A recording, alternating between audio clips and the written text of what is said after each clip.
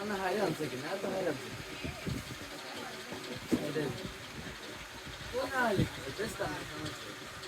আরে হাই আনছে বেস্ট হইব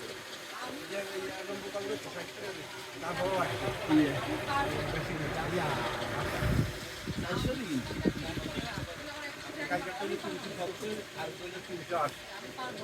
বেচবেন কত 400 টাকা বেচবেন